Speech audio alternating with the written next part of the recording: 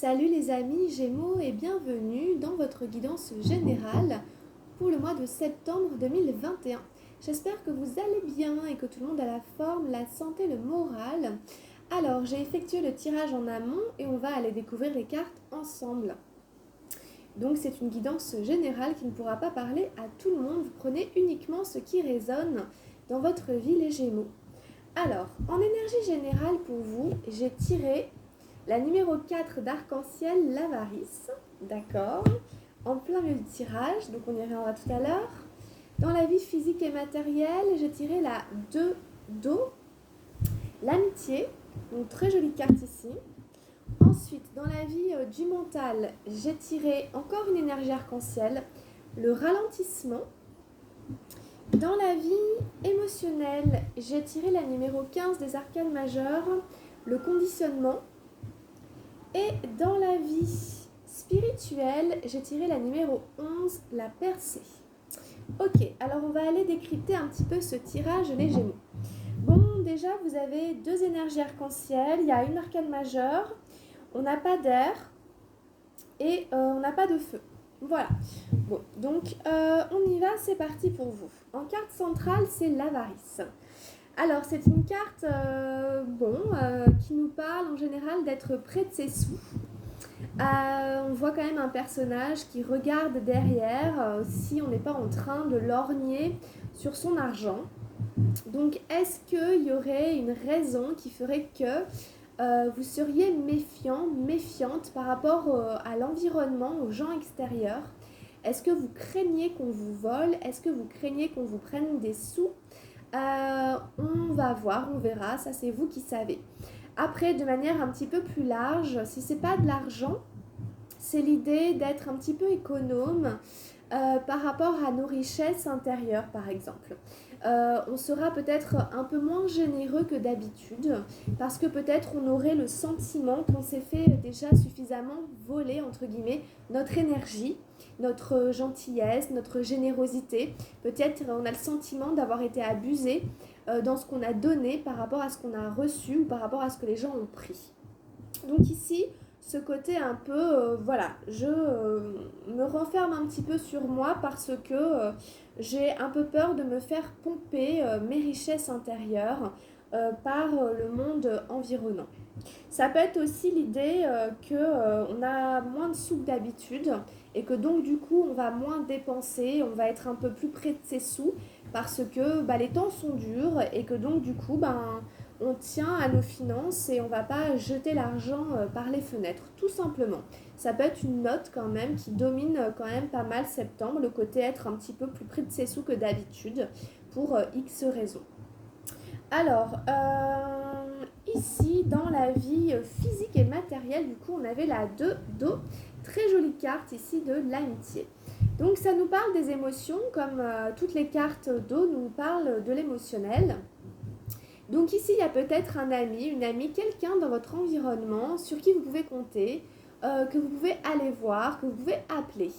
Vous voyez comme ces deux arbres fusionnent, il y a de la communication, il y a de l'entente, de l'échange, il y a comme ça l'idée de pouvoir se reposer sur quelqu'un, compter sur quelqu'un si on en a besoin. Donc vous allez peut-être vous rapprocher physiquement d'une amie ou d'un ami, de quelqu'un que vous connaissez et sur qui vraiment vous pouvez compter, quelqu'un que vous aimez bien. C'est toujours une carte ressource, l'amitié. Ça ressource, ça permet de s'alléger, vraiment alimenter l'amitié que vous avez avec cette personne. Ça va vraiment vous faire du bien ici. Ou en tout cas, quel que soit ce que vous entreprenez au niveau physique et matériel, il y a un ami, une amie sur qui vous pouvez compter. Alors moi, je le vois plutôt comme ça. Pour moi, c'est une carte en général qui est quand même positive. Après, si jamais elle est négative, il faudra voir si, au contraire, vous avez une amie ou un ami de qui vous vous méfiez financièrement. Par exemple, quelqu'un que vous hébergez, puis vous avez l'impression qu'il va vous prendre quelque chose, etc. Donc, si c'est dans le négatif, peut-être qu'elle serait à relier avec l'avarice. Après, c'est vous qui savez. Alors, après, ici, on a le ralentissement. On a ce cavalier d'arc-en-ciel dans la vie psychologique. Bon, alors c'est l'idée que les idées, les projets que l'on a sont au ralenti, que les choses avancent au rythme de la tortue. Donc c'est toujours un peu frustrant, c'est toujours un peu énervant, c'est agaçant de ne pas pouvoir donner comme ça vie à ces projets et de devoir aller à un rythme qui nous contraint plutôt que au rythme naturel de notre propre tempérament. Bon, donc ici, il faut apprendre à ménager sa monture et que même si on va à 2 à l'heure, il faut essayer de faire par exemple que marcher c'est le zen, être là c'est le zen, essayer de rester zen malgré les circonstances et la situation. Donc voilà, ça peut vraiment être ici extrêmement frustrant, agaçant. Mais encore une fois, il va falloir essayer de faire que au moment présent, ça va quand même. Donc essayez peut-être de penser à autre chose, de vous occuper d'autre chose. Si jamais vos projets, ce qui mûrit dans votre tête, est ralenti, contraint et forcé d'aller beaucoup plus doucement que ce que vous souhaiteriez. Ça me fait quand même pas mal penser aussi à la situation qu'on vit à l'heure actuelle, avec cette pandémie. Il y a des personnes qui sont touchées dans leurs finances. Il y a des projets qui ne voient pas encore le jour, qui sont ralentis. On se demande même s'ils ne vont pas complètement disparaître. Voilà, peut-être que c'est aussi à relier aux circonstances actuelles parce que voilà, les choses ne se passent pas forcément comme on le souhaiterait et du coup on doit se réadapter et réadapter nos finances, etc. toute notre vie quand même. Bon, heureusement, normalement, il y a des gens sur qui on peut compter, qui sont là. Bon, alors, dans la numéro 15 ici, on a le conditionnement dans la vie émotionnelle. Alors, cette numéro 15 des arcanes majeures nous parle en effet de toutes ces peaux que l'on a portées qui n'étaient pas nous, tous ces masques en fait d'une certaine manière. C'est un peu peau d'âne par exemple, vous voyez, peau d'âne qui s'est délestée de cette peau d'âne qu'elle avait et en fait c'est une très belle jeune fille, mais elle s'en est rendue compte très tard, en tout cas il a fallu du temps pour qu'elle enlève cette peau. Donc si vous voulez, il va être temps ici d'assumer qui vous êtes et de reconnaître que vous n'êtes pas un mouton, que vous n'êtes pas quelqu'un à qui on peut dicter la loi et la conduite, que vous avez vos propres opinions, vos propres avis. Il va falloir vraiment les affirmer, les revendiquer, ou en tout cas les assumer, parce qu'ils vous caractérisent. Hein. Vous n'êtes pas une petite brebis, vous êtes un fort et beau lion qui aujourd'hui demande à être reconnu, vu et surtout qui a besoin de vivre en fonction de ce qu'il est réellement, plutôt que de toujours s'adapter. Donc si vous voulez, encore une fois, ça me fait penser à ce qui se passe aujourd'hui avec cette pandémie et cette société qui essaie aussi de nous façonner, de nous pousser dans des endroits où on n'a pas envie d'aller, de faire des choses qu'on n'a pas envie de faire. Du coup, voilà, hein, on n'est pas des moutons dans cette société, hein, on est chaque individu rayonne, chaque individu est unique, chaque individu a sa place et on n'est pas tous des clones, n'est-ce pas? On n'est pas tous pareils, donc on est tous différents, c'est ce qui fait la richesse de cette vie. Donc ici, il peut y avoir un sentiment d'oppression, un sentiment d'être un peu enfermé dans une stigmatisation et un besoin très fort de briser les chaînes, les schémas, les conditionnements pour revendiquer ce qu'on pense réellement. En tout cas, on invite ici vraiment à se libérer des conditionnements quels qu'ils soient, que ce soit ceux de la société, que ce soit ceux qui soient familiaux, etc. Peu importe. Voilà, et l'idée là, ça va vraiment être de dire moi je pense différemment et puis c'est comme ça, même si vous n'êtes pas d'accord, je m'en fiche. Moi, j'ai le droit de dire ce que je pense réellement. Donc c'est bien, c'est pas toujours évident, mais en tout cas, voilà. On a la numéro 11 ici dans la vie spirituelle, la percée. Donc si vous voulez, on sent qu'il y a un besoin ici de sortir de quelque chose, de sortir de vous-même, peut-être de revenir de loin d'ailleurs, peut-être que vous revenez de loin, les Gémeaux, certains Gémeaux pour vous là. Euh, c'est pas forcément une crise existentielle, ça pourrait en être une. Euh, mais avec le conditionnement et la percée qui sont les deux arcanes majeures qui arrivent à la fin du tirage, on sent quand même un besoin de briser les chaînes, les schémas. Euh, donc la percée, pour vous décrire cette carte, on voit en effet un personnage, un être humain, un être qui brise comme ça le mur du son, le mur derrière lequel il était emprisonné. Il fait une percée et dans cette action, il laisse voir la lumière. Il reconnecte avec la lumière, il va chercher la lumière, il va ramener de la lumière dans sa vie, alors qu'avant il était dans le noir. Cette carte, elle parle en général d'une forme de déprime, d'une forme de dépression, peut-être d'un burn-out, je ne sais pas. En tout cas, vraiment, c'est l'idée de revenir de loin, d'avoir été vraiment totalement dans le dark, quoi, et sans forcément voir l'espoir. Ici, voilà, on a besoin de retrouver du sens à son existence.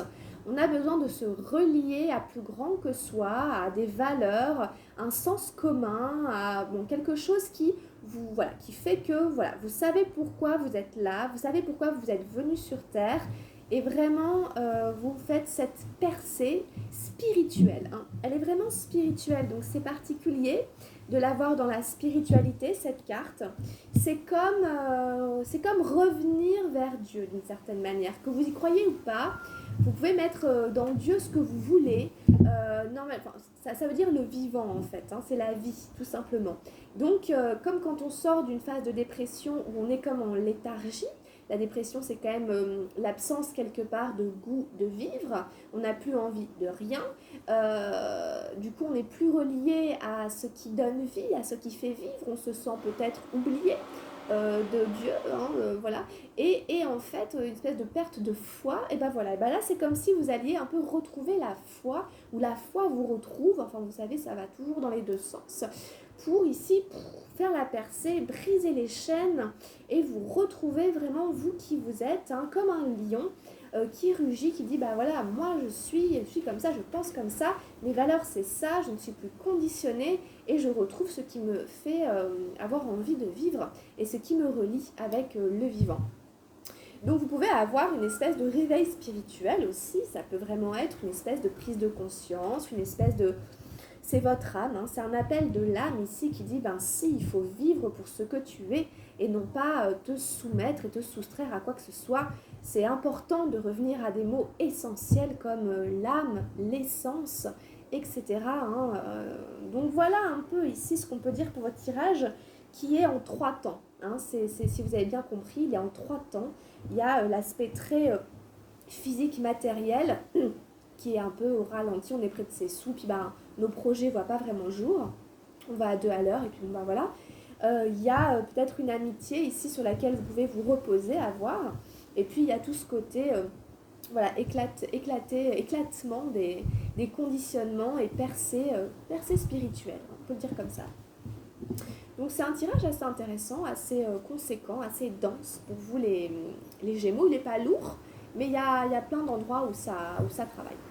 Alors, qu'est-ce qu'on a avec le tarot de la transformation? On va le découvrir ensemble. On a eu la sincérité. La numéro 4. Alors, évidemment, ces cartes de la transformation, elles sont toujours un peu impressionnantes. Quand on les voit comme ça, c'est carrément couper une main. Alors, la numéro 4. Voyons voir. Bodhidharma en quête d'un disciple. Alors, voyons. Souvenez-vous d'une seule chose, soyez authentique, sincère envers vous-même. Affirmez votre vérité, quel qu'en soit le prix. Même si cela met en jeu votre vie, risquez-la, parce que la vérité a bien plus de valeur que tout, puisque la vérité, c'est la vie authentique. Ça revient vraiment à ce qu'on disait tout à l'heure. Je sens vraiment ce côté, ça me fait penser par exemple à toutes ces personnes qu'on force à la vaccination et tout, les infirmiers, etc. On pourrait imaginer une infirmière ou un infirmier Gémeaux qui dirait bah écoutez non, moi je refuse, mais alors qu'est-ce qu'on fait dans ces cas-là? En fait, j'ai pas la réponse, j'ai pas la solution moi, mais je voudrais pas donner mon avis personnel trop sur ces sujets-là, mais par contre rester authentique en fait. Vraiment, restez authentique, c'est comme ça que vous allez vous sauver votre âme en fait. Euh, la vérité a plus de valeur que tout. Hein, restez sincère, restez vous-même, quelles que soient les conditions extérieures, quels que soient les conditionnements, quelles que soient les choses ici. Enfin voilà, je sais bien hein, que c'est pas forcément évident. En tout cas, c'est les messages des cartes. Hein, alors, on a un dernier petit conseil avec l'oracle des anges gardiens. Et nous avons tiré une prière. Alors, que dit cette prière pour vous? Cher ange gardien, aide-moi à faire preuve de souplesse dans mes attitudes et mes croyances. Aide-moi à ne pas craindre la nature éphémère de la vie. Aide-moi à me rappeler la lumière éternelle qui émane de mon âme. La lumière éternelle qui émane du cœur de toute chose vivante.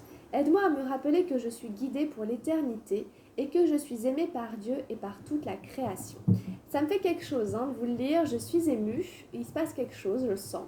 C'est la percée dont on parlait tout à l'heure, ok, je ne vais pas y revenir, hein, c'est vraiment ce qu'on disait.